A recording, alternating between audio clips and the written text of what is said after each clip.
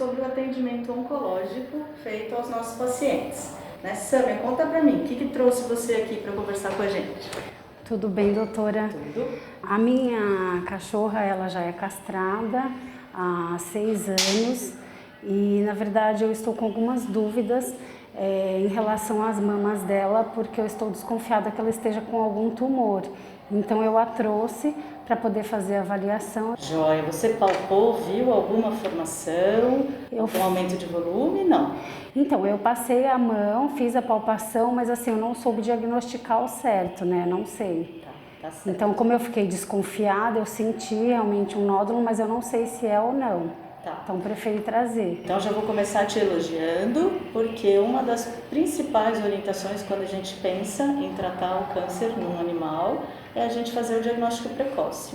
Então, essa consulta ou essa avaliação constante para que a gente consiga ver nódulos pequenos ou coisas que estão incipientes é sempre importante, porque daí a gente diagnostica pequenininho e muitas vezes isso é o suficiente para que a gente tenha uma boa evolução no tratamento, tá bom? Tá. Normalmente os pacientes, quando eles têm alguma alteração, eles podem mostrar alguns sintomas pra gente, tá? Então às vezes você pode ver o aumento de volume, que você não sabe se você palpou ou não, mas às vezes pode ter secreção ou uma ferida. E sempre que a gente tiver alguma ferida, é importante a gente trazer para avaliar, para que a gente consiga entender se aquilo é um problema como um tumor, por exemplo, ou não, se é uma lesãozinha, uma feridinha mesmo, tá? Então é muito importante o que você está fazendo. Eu sempre falo que assim, a gente vai tratar o cachorro inteiro, então a gente vai tratar a rana, não só o tumorzinho dela. Correto. Então, fundamental que a gente comece fazendo um bom exame. Como normalmente a região que você vem reclamando é a região que ela se incomoda, eu vou começar examinando ela como um todo, sem pensar ainda na mama, para depois a gente avaliar a mama especificamente. Tá ok.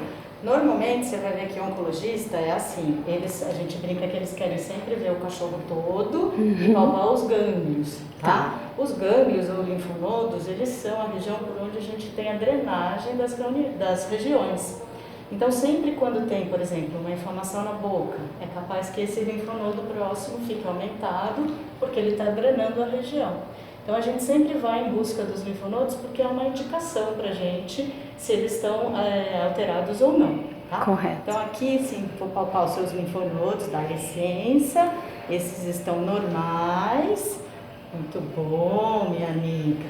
Né? Aqui a gente tem mais um conjunto, os cervicais superficiais, eles também estão dentro do normal, um pouquinho, né? Vou aproveitar e ver mucosa da figura, para a gente ver se não tem nenhuma, né, indício de anemia. Então a gente já vê se ela está coradinha, né? Vou passar aqui para ver os políticos. Imagina. São linfonodos bem pequenininhos, que ficam aqui atrás da perninha, só um pouquinho, bem pequeno, só um pouquinho. Que são os mais comuns, tá? Não estão diretamente relacionados à mama, mas eles podem mostrar pra gente alguma alteração. Tá certo. Okay? Então aí, a partir daí, né, a gente vai palpar um pouquinho o paciente e vamos ver as maminhas dela. Acho que nem vai precisar tirar a coleirinha, porque tem ali a maminha na frente, mas eu vou te mostrar, tá? Então, vamos lá. A cadela, ela pode ter 4 ou 5 pares de mama, tá? Então a gente tem essa mama, ó, aqui é uma maminha, tá? Então a gente vai contar, ó, tem 1, 2, 3, quarta aqui, tem mais uma aí? Tem, né? Tem. A quinta aqui, certo? Então a gente tem 5 pares. Às vezes elas não são pareadas, tem 5 de um lado e 4 do outro, mas não é um problema. Sempre é uma cadeia. Então, onde você acha que você viu o nódulo aqui atrás? É, aqui embaixo, aqui nessa embaixo. região. Essa é a região que a gente mais encontra o nódulo mesmo, tá? Então, além disso, ela é meio gordinha. Então, onde tem a região, a gente chama de inguinal, tem uma gordurinha aqui. Então, é comum, às vezes, a gente achar que tem alteração, mas na verdade é só do paciente mesmo. Tá. Então, pra gente palpar a mama, a gente sempre vai tentar pegar a cadeia como um todo, ó. Tá vendo? Tá vendo que é uma cadeinha? E eu tô te explicando isso porque a gente orienta os tutores a fazerem essa palpação, tá? Não é para palpar todo dia, porque senão você não vai sentir diferença. Tá. Mas fazer a palpação uma vez por mês, uma vez a cada 20 dias, porque daí você consegue, se tiver uma coisinha pequenininha, você já vai perceber, tá? Ela é uma cadeia, então a gente faz a palpação e traciona e puxa o tecido. Então você, se tiver uma bolinha, pequenininha que seja, você vai perceber, tá? Então eu estou palpando aqui a sua figura. Retira. Importante palpar toda a extensão, mesmo que a gente não esteja vendo, porque às vezes o nodulinho está escondido onde a gente não está vendo mesmo. Ela não tem formação grande, né? Tem um nódulo palpável, uma mama que ela está normal. Então, pra gente, teoricamente, a gente não vai precisar tratar. Mas isso é o sonho do consumo, né? Isso é o que a gente gostaria de encontrar sempre.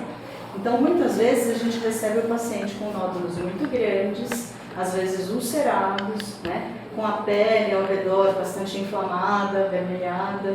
E essas formações, elas têm indicação cirúrgica. A indicação cirúrgica normalmente é uma remoção radical, que é a mastectomia. A gente tira a mama todinha, tá? Inclusive, em alguns, o consenso diz que o ideal é a gente tirar a região ou a cadeia inteira, dependendo da localização, né? E para que a gente tenha sucesso ou melhora nesses procedimentos, a gente pode usar os anti-inflamatórios antes do procedimento, às vezes durante, sempre, e depois também, tá?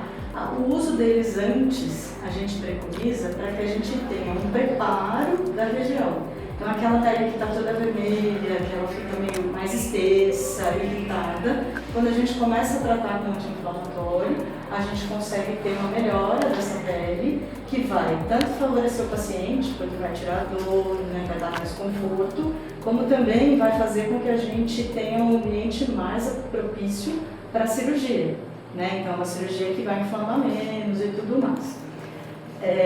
Os anti-inflamatórios, às vezes as pessoas ficam muito preocupadas, os remédios em geral, com o sentido de, assim, o cachorro vai ter vômito, ou o cachorro não vai aceitar a alimentação depois de medicado.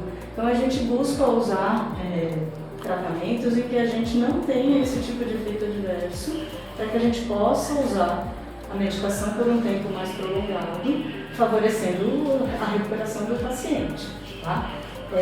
No pós-operatório da mastectomia, como é uma cirurgia ampla, a gente acaba tendo bastante tecido removido, então é comum a gente ter muita inflamação nesse pós-operatório.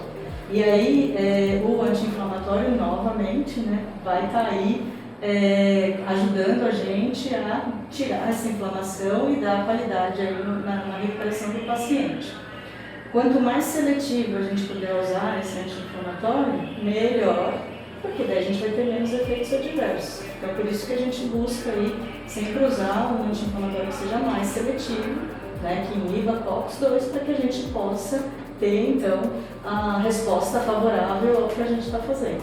Mas assim como nos humanos, quanto antes a gente fizer o diagnóstico, melhor o tratamento, ou maior a possibilidade de tratamento que a gente tem.